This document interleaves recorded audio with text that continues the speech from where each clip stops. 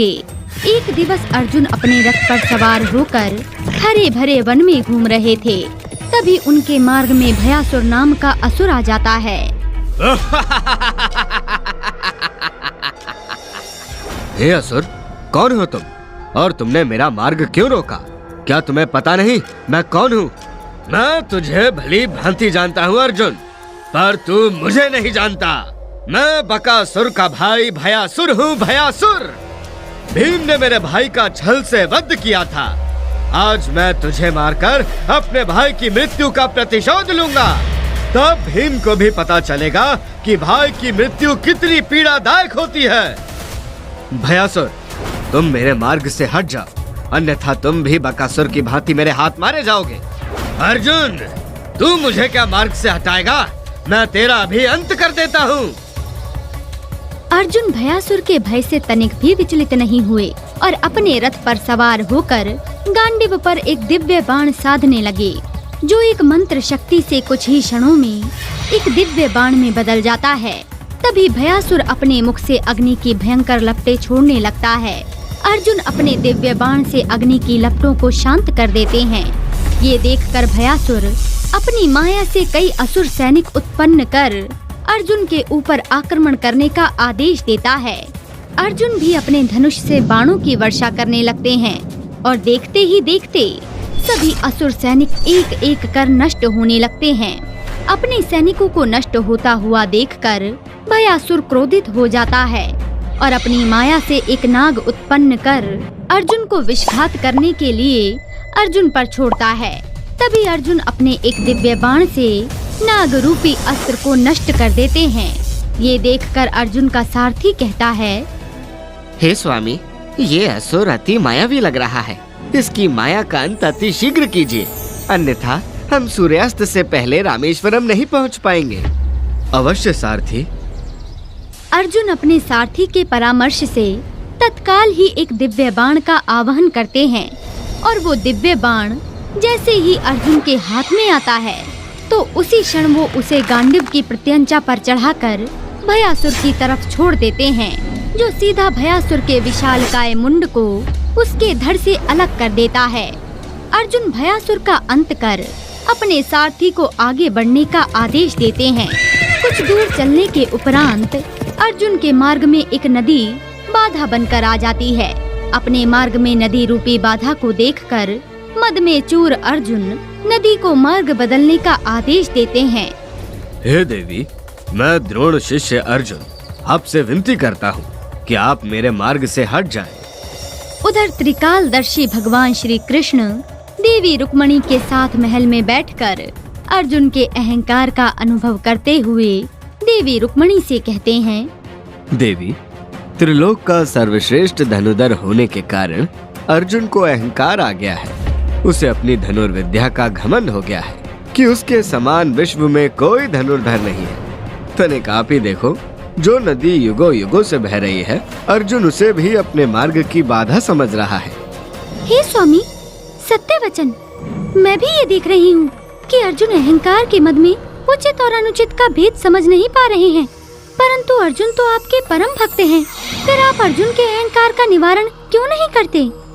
देवी, मैंने एक युक्ति सोच रखी है, परंतु पहले हम ये देखते हैं आखिर अर्जुन किस प्रकार नदी पार करते हैं। भगवान श्री कृष्ण और देवी रुक्मणी भी अर्जुन को देखते हैं कि आखिर अर्जुन कैसे नदी पार करेंगे। उधर अर्जुन भी नदी से आग्रह करते हैं कि वो अपना मार्ग बदल ले, परंतु नदी अर्जुन के बारंबार आग्रह का कोई उत्तर नहीं देती है, जिससे अर्जुन का क्रोध 7वें आसमान पर पहुंच जाता है। हे देवी, कदाचित तुम्हें इस बात का ज्ञान नहीं कि मैं कौन हूँ। मेरे धनुष से निकले बाण के मार्ग में जो भी आता है वो नष्ट हो जाता है। यदि आपने हमें मार्ग नहीं दिया तो मैं आपका भेदन कर मार्ग का निर्माण करने की क्षमता रखता हूँ।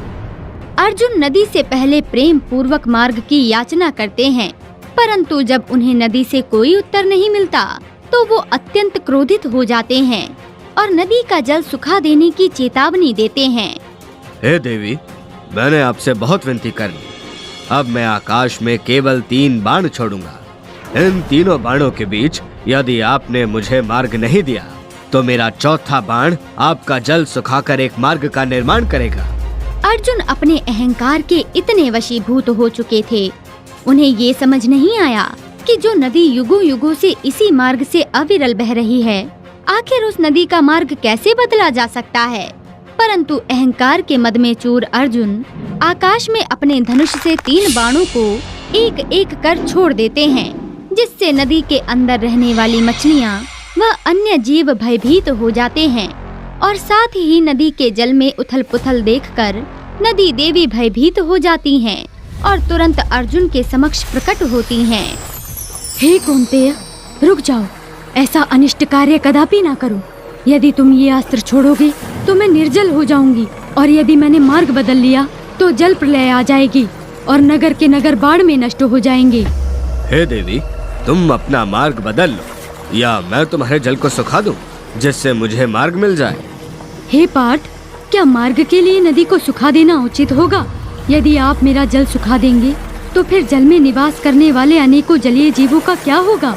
बिना जल के वो सारे निष्पाप जीव अकारण मारे जाएंगे। देवी, ये कौन्तेय अजय, यदि मैंने अपना मार्ग बदल लिया तो ये मेरी पराजय होगी, इसलिए मैं नदी का जल सुखाकर मार्ग बनाऊंगा। यदि आप जलीय जीवों की रक्षा चाहती हैं तो आप अपना मार्ग बदल लो, यही मेरा आपको अंतिम परामर्श है। हे पार्थ, आप तो त्रिलोक के सर्वश्रेष्ठ धनुर्धर हैं, तो क्यों ना आप अपनी धनुर्विद्या की शक्ति से मेरे ऊपर बाणों का एक सेतु बना लें, जिससे ना तो आपकी पराजय होगी और ना ही मुझे मेरे जल को सुखाने या मार्ग बदलने की आवश्यकता होगी।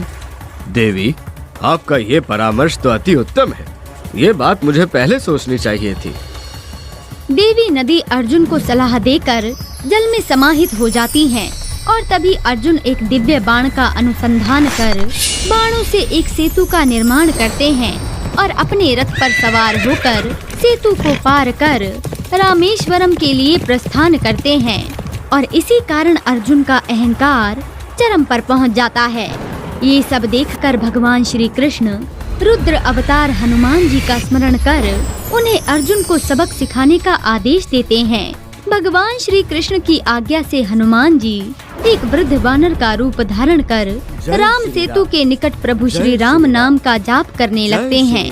तभी कुछ समय बाद अर्जुन भी अपने रथ पर सवार रामेश्वरम पहुंच जाते हैं और देखते हैं कि एक वृद्ध वानर राम सेतु के निकट राम नाम का जाप कर रहा होता है।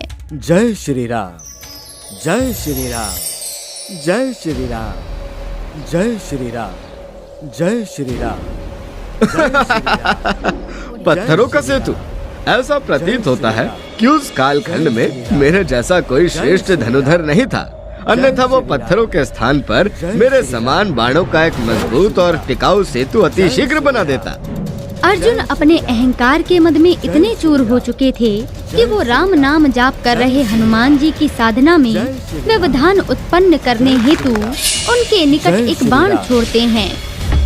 जय श्री राम। पत्थरों का सेतु मेरे बाणों के सेतु के समक्ष कुछ भी नहीं है। हे मनुष्य, तुम कौन हो और तुम इस पुराने सेतु को देखकर क्यों हंस रहे हो? मैं कुंती पुत्र व गुरुद्रोण का शिष्य महान धनुधर अर्जुन हूँ और मैं जीर्ण शीर्ण पत्थरों का सेतु देखकर हंस रहा हूँ। हे कपि, तुम अपना परिचय दो और तुम इस सेतु पर क्या कर रहे हो? मैं प्रभु श्री राम का भक्त हूँ और ये सेतु मेरे आराध्य प्रभु श्री राम द्वारा लंका विजय हेतु बनाया गया था। फिर तुमने ऐसा इस सेतु में क्या देख लिया जो तुम हंस रहे हो? हे राम भक्त, हंसू नहीं तो क्या करूं? लग रहा है उस काल में मेरे समान कोई महान धनुधर नहीं था, अन्यथा यहाँ पर पत्थरों के सेतु की जगह बाणों का सेतु होता। प्रभु श्री राम तो एक श्रेष्ठ धनुधर थे, फिर ऐसे सेतु का क्या औचित्य?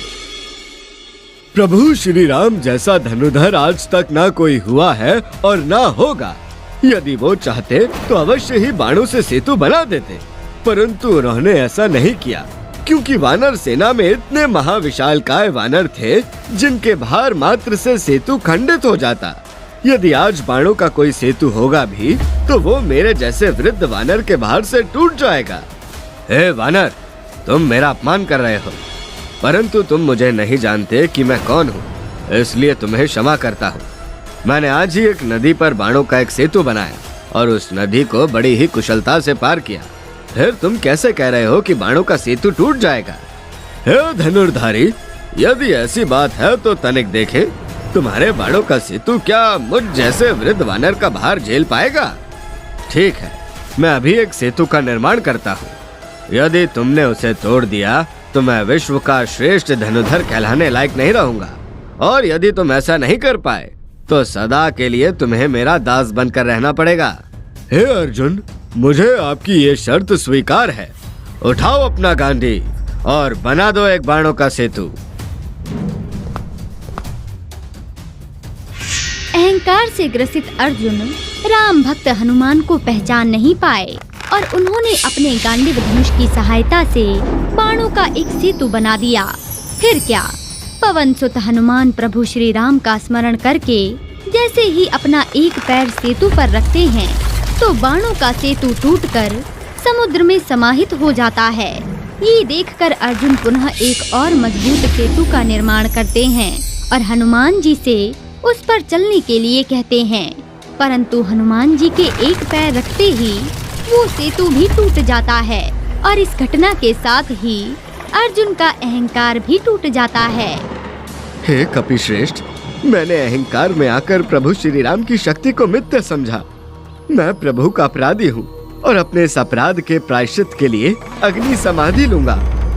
अर्जुन अग्नि समाधि लेते उससे पहले ही भगवान श्री कृष्ण अर्जुन और हनुमान जी को दर्शन देते हैं और अर्जुन को बताते हैं कि कपि रूप में कोई और नहीं अपितु स्वयं हनुमान जी ही हैं।